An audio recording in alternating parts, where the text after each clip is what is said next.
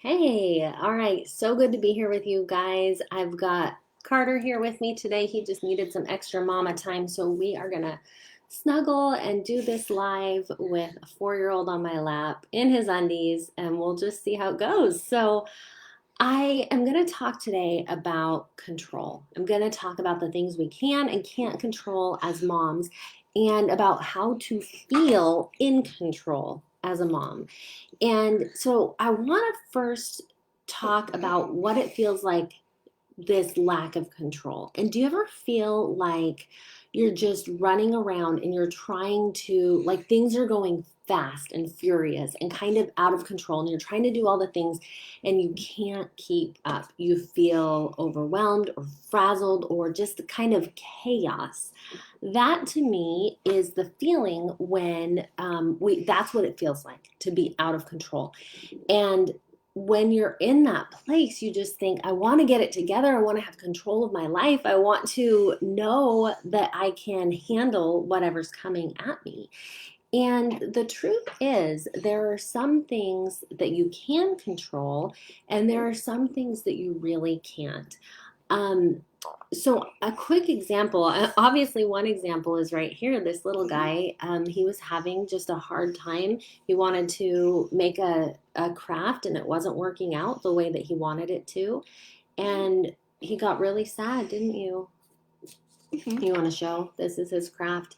He has numbers and he just thought it was going to look a certain way and it didn't. And as a mom, there are lots of things that we want to do as far as controlling how they're handling their emotional breakdown and those kind of things. But there are only certain things that we actually have control of. Um, the moment that me or you or any of us, the moment we try to control things that are not ours to control, that's the moment you're going to feel chaos and overwhelm. When you stay in your lane, when you know what's yours and when you know what's not yours, then you're going to feel that sense of control. Now, we're never like quite in control of what's going to happen to us, but we're going to feel like we have it together, and that's a good feeling. Another example that I personally have had with this recently, we've had a hard year over here with grades and COVID and doing online school. Some of my kids have really struggled, and we're in our last week of school at this point. And I'm looking at one son in particular, and I'm like, get your grades up, get your grades up. Like, you've got to pass these classes, you've got to do this.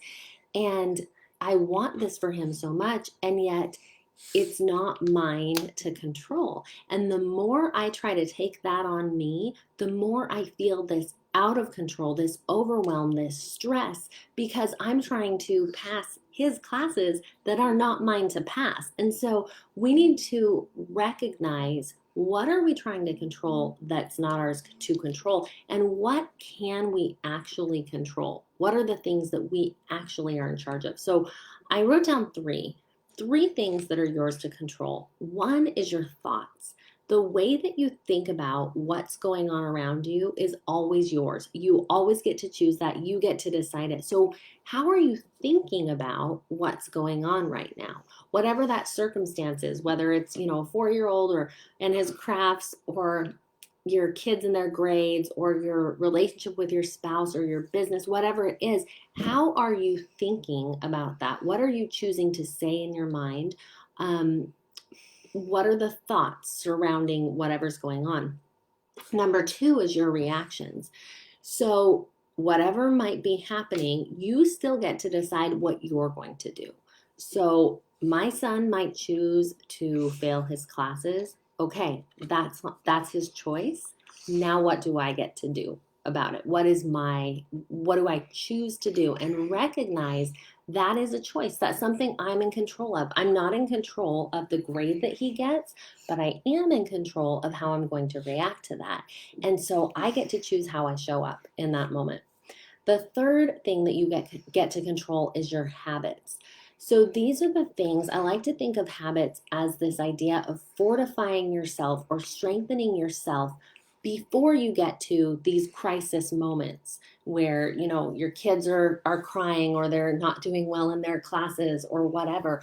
What are you doing behind the scenes? So in your morning and evening routine, what are you doing to strengthen yourself mentally, physically, spiritually? What are your habits that you are doing regularly so that you are strengthened and fortified and that you can handle whatever comes at you with grace, and you just, you know, can handle all the pressures that come from being a mom, that come from running an online business, that come from doing all the things that you want to do.